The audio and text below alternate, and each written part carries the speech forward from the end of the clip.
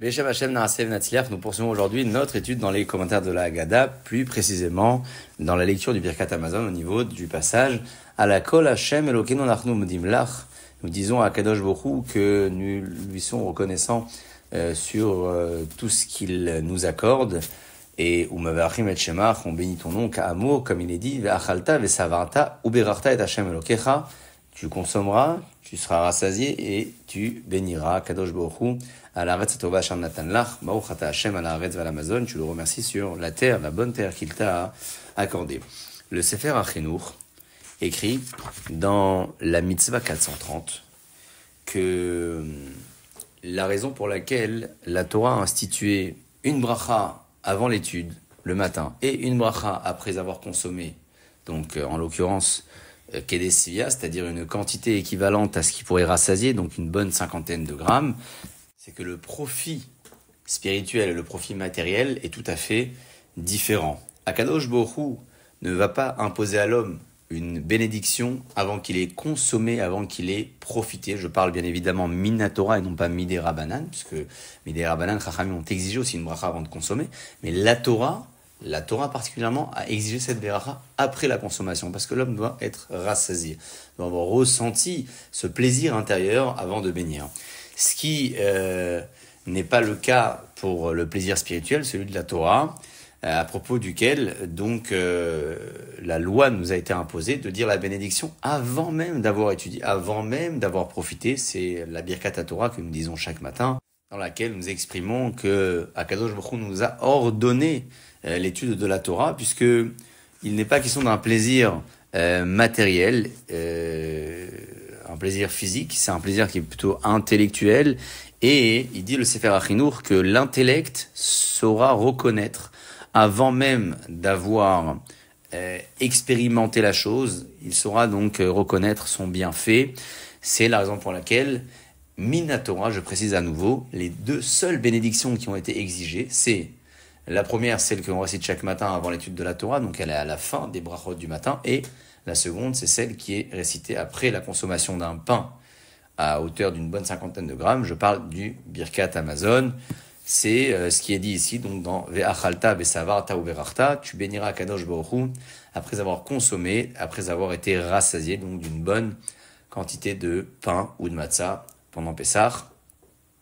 Cette quantité est équivalente à une 50aine de grammes, plus précisément 54 grammes. Si toutefois on a consommé au-dessus de 27 grammes et en dessous de 54 grammes, donc plus qu'un kazaït, mais moins d'un kabetza, on dira le Birkat Hamazon aussi, mais notre Birkat Hamazon sera d'ordre rabbinique et non pas d'ordre Torah-X. Ce qui sera finalement différent, ce sera uniquement le cas du Safek. Si toutefois on a un doute si on l'a récité ou non ce Birkat Hamazon, alors notre décision de reprendre ou non dépendra de la consommation initiale. Si on avait consommé très très peu et que notre consommation nous a imposé un birkat que Midei Rabbanan, donc juste au-dessus de 27 grammes, alors en cas de doute, on ne reprendra pas le birkat. Si par contre on a consommé plus de 54 grammes et on doute si on a fait birkat ou pas, on refera le birkat, puisque là notre birkat Hamazon était Minatora, et le principe est que lorsque nous avons un doute sur un sujet et une mitzvah de la Torah, il faut reprendre, ce qui n'est pas le cas pour les lois rabbiniques. Passons à présent au passage de Rachem Hashem Elokeinu Alenu Al Yisrael Amar, Kadosh Baruch Hu et miséricorde sur nous, sur le peuple d'Israël, sur Yerushalayim, le mont de Sion, le Mishkan, Kevodecha, ton Hechal, ton sanctuaire, Meonach, ta maison, Devirach, etc. La Beit HaGadol Kadosh Inkra Shimcha Alav.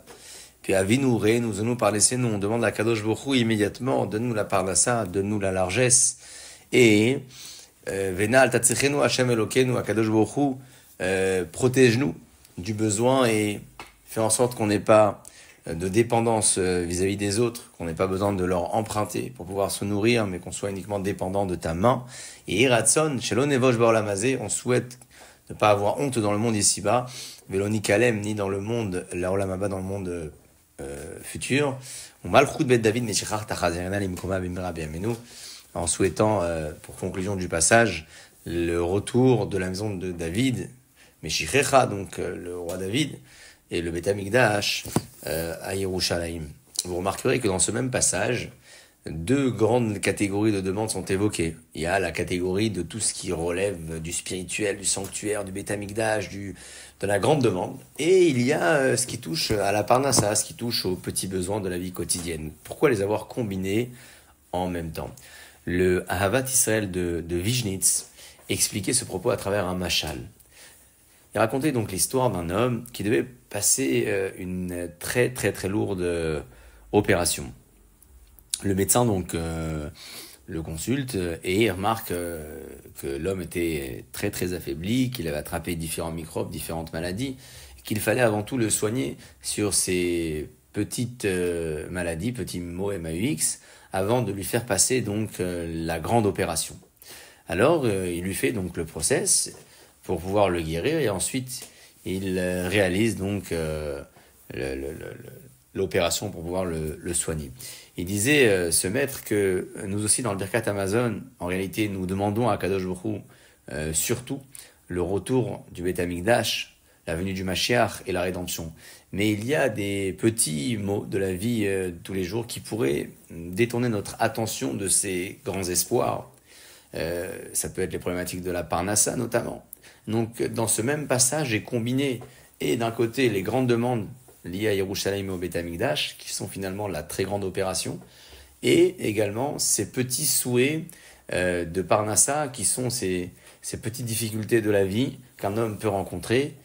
Donc on demande à Kadosh Baruch Hu d'être dans de bonnes conditions pour pouvoir vivre le moment de la rédemption et le retour du Beth Amikdash.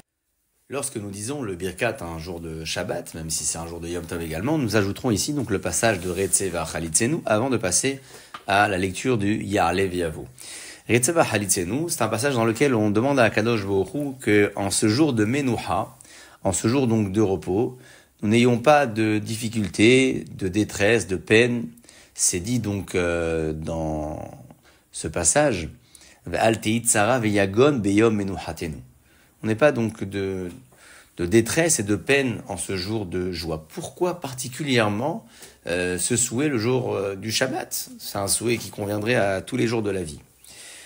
Le Or HaChaim HaKadosh écrit dans Sheshet Yemei Bereshit, dans la création du monde, qu'Akadosh Baruch Hu a créé le monde en créant dans un premier temps donc les 6 jours de la création, et ensuite est intervenu donc le Shabbat dans une seconde phase de la création. Lorsqu'Akadosh Baruch Hu a créé le Shabbat, il n'a pas créé un moment figé, il a créé un moment qui deviendra la ressource de toutes les journées de la semaine plus tard et jusqu'à la fin des temps. Ce qui veut dire, selon lui, c'est que le Shabbat n'est pas simplement un jour de repos, c'est un jour de repos, oui, mais c'est aussi la source de la bracha, mais quand la bracha est la source de toute énergie et de toute réalisation qui arrive ensuite dans la semaine, parce que chaque réalisation sur le plan matériel et concret a besoin d'une énergie spirituelle.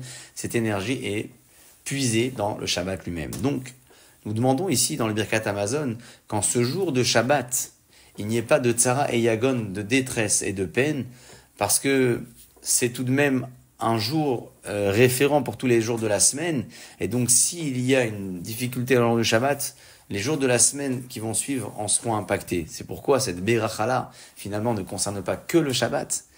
Elle est dite le Shabbat, ce souhait de ne pas avoir de détresse, mais elle aura donc des conséquences positives tout au long de la semaine également. C'est dans cette optique-là que nous souhaitons, donc même dans des jours de fête et de joie, ce souhait de ne pas être touché par la peine et la détresse. Lisons à présent le passage de Ya'aleh V'Yavo, si ce n'est pas un jour de Shabbat, et si c'était Shabbat, à l'issue de Retzeh, nous passons à Ya'aleh V'Yavo, dans lequel nous allons souhaiter que notre souvenir soit rappelé, celui du Yerushalayim, celui du Mashiach, celui du peuple d'Israël, et plus tard, vers la fin de la Beracha, nous disons à 3 reprises le terme de beau. Zochenu Hashem, bo letova, souviens-toi de nous en ce jour, beau. Letova pour le bien, ofogdenu, libère-nous. Beau en ce jour, l'iwacha pour la bénédiction, mais oshino, et délivre-nous, beau en ce jour, les chaim tovim.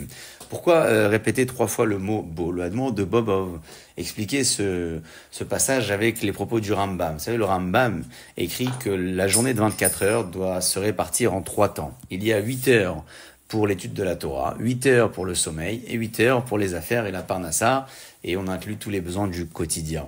Le mot beau porte en lui la valeur numérique donc de 8, c'est bête, et c'est vav, ça fait 8.